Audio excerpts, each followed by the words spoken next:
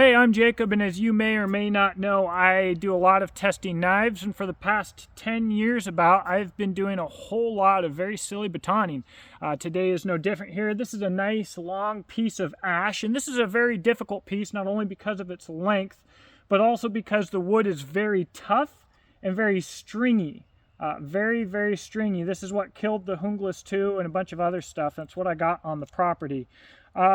But not only that, not only is the grain stringy and twisted, this piece is also not straight, and we also have very large knots in it.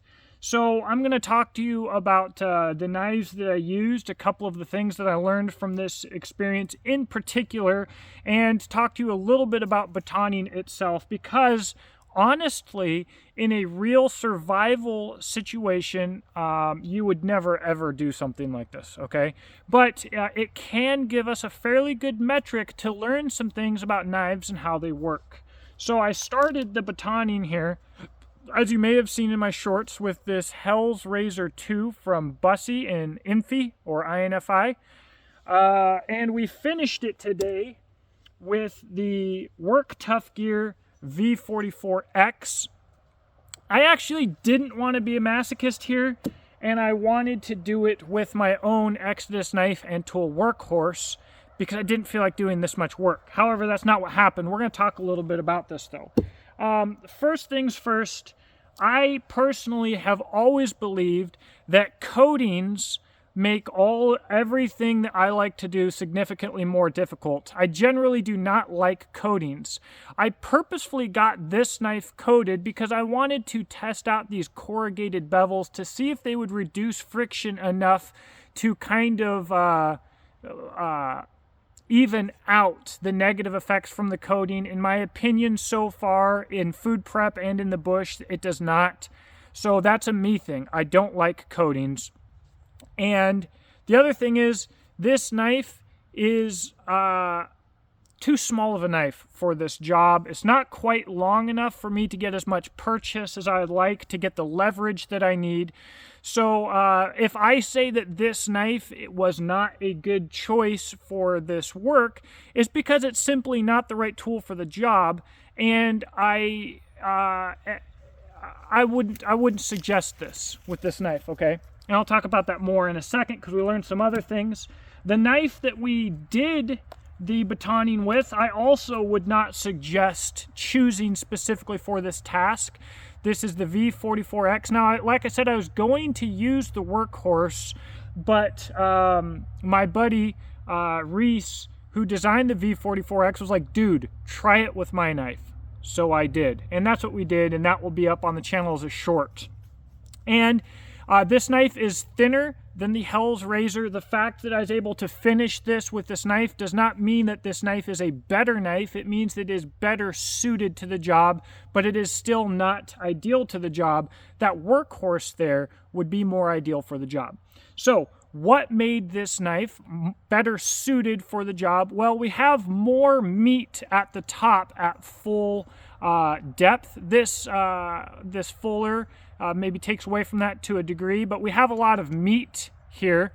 The edge is not necessarily thinner or thicker, but we have a little bit more support. The blade stock is slightly thinner, but the biggest thing is this length gave me more real estate and more leverage to put more force from my baton into the wood.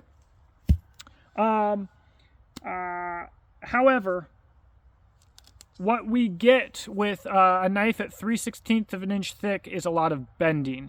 And this is not good for efficient batoning or splitting. And the reason is metal can generally bend on one axis. So if you have a flat piece of metal and you arch it down like this, chances are it can handle that. Or if it can handle that,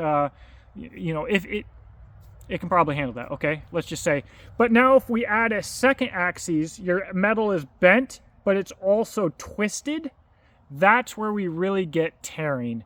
Metal does not work like that. Adding an extra axis of bend is what destroys metal. It's what rips out edges and completely breaks knives. And so we certainly had plenty of bending of the V44X, and to some degree we did have bending and twisting, but not too much for the knife to handle. This is SK85. It's an incredibly tough steel, and this type of wood is what destroys knives because of that. But again, this was tough enough. Now, this job, even though this knife has a much shorter blade, would have been exponentially easier with my workhorse here.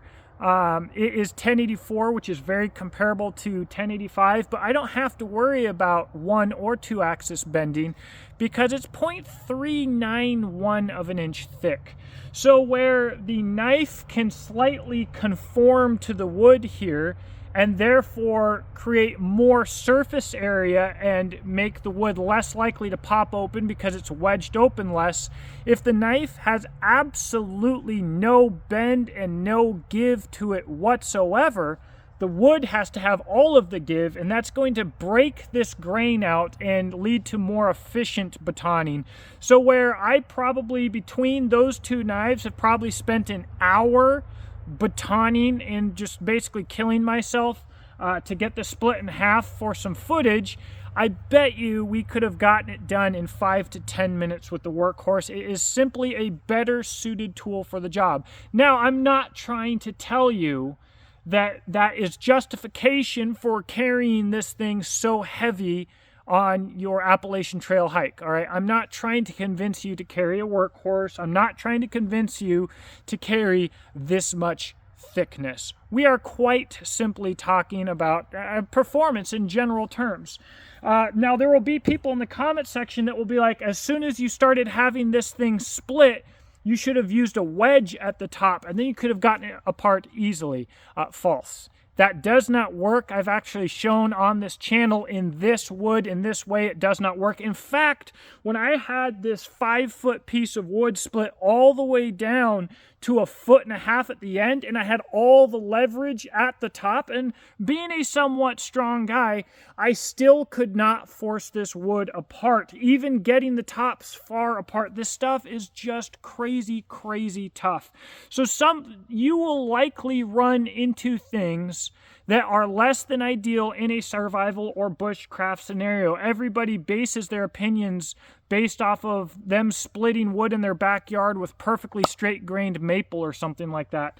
And in my experience, even not to this degree, when you're out on a survival trip, a bushcraft trip, whatever the case may be, nothing ends up being easy. It always ends up being something stupid like this. Of course, we would never do something this long and, whatever. Anyways, another thing here, handle shape. I was beating on these handles. I beat on handles, guys. I do. It's part of how I work, and it's not going to change because I like it. We have a well-rounded back here, and our handles are bolted on. So this handle took far more abuse than that of the Bussy. However, the back of the Bussy is a little bit more squared, so it's going to take a little bit more impact, and we have flared tubes here instead of screws. So it's not a big deal, but we do have this scale here has shifted over about a 32nd of an inch. My hand can barely feel it in use. It's not going to be something that ruins everything. However, I do think that if these were screws, it's something that I could adjust myself, or if I broke a screw, it's something that I could replace myself more easily. So I do like that. When I do strip this, I will likely be wishing that I could remove the scales. That would be nice. And I honestly, with the tubes like this being hollow, I don't think that this is nearly as strong. So be that what it may, if you're concerned about that, don't beat on your handles. I just will continue to beat on my handles. I do, however, think that these scales need a touch of a redesign in the ergonomics department. I will cover that more in depth when I review the knife, but these are all things to consider. Another thing to consider if you do beat on your handle like I tend to do is this is a well-designed handle when it comes to placement.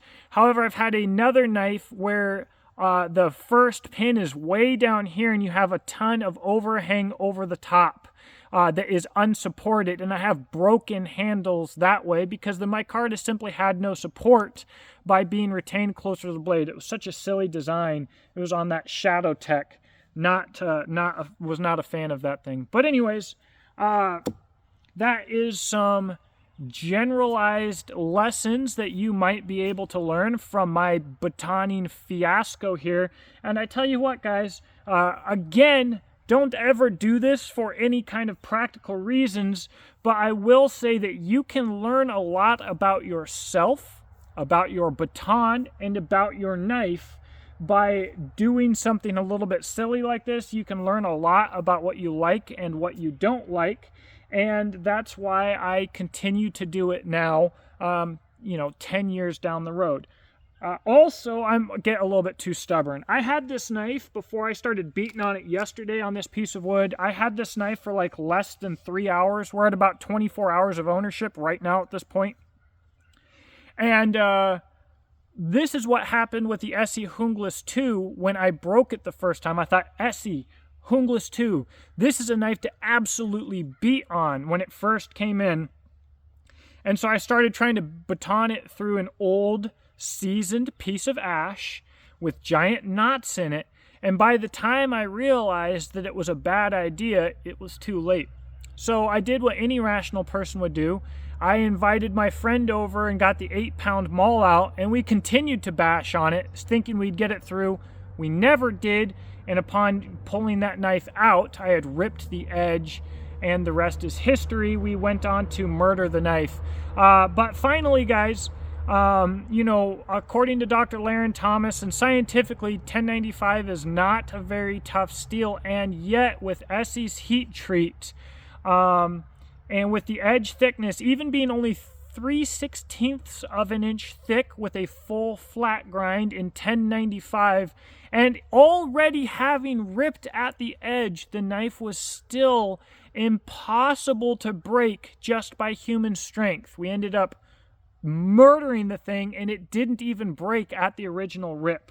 So in the infinite struggle and search for the tougher knife steel and the better edge holding, XYZ, whatever, I think the industry would be prudent to better advertise what a par for performance is and let people know how much strength they actually need. And let's wrap this up with saying your strength and your slicing ability comes from your edge geometry before it comes from your steel or heat treat. And there are a lot of YouTube reviewers out here who don't know what edge geometry is, but it is going to be the thickness behind your micro bevel, the height of the micro bevel, and the shape of the micro bevel. Those three things combined create your edge geometry, and it's the most important metric to how a knife performs, more important than the steel, more important than the heat treat, more important than the thickness, and more important than the type of primary grind, and yet it is the least advertised set of specifications and the least understood measurement on these knives. And the reality comes down to the fact, or what it really boils down to, is the fact that it's a hard metric to advertise, and if manufacturers advertise their edge geometry, that means that they have to work a lot harder to get it exactly right every time, and that is a big problem for a lot of companies. So just a bit of batoning blather. I hope that you enjoyed. Let me know what you think in the comments section below. And if you are so lucky to be watching this when it is released, I do have 3 workhorses left in stock at ExodusKnifeandTool.com.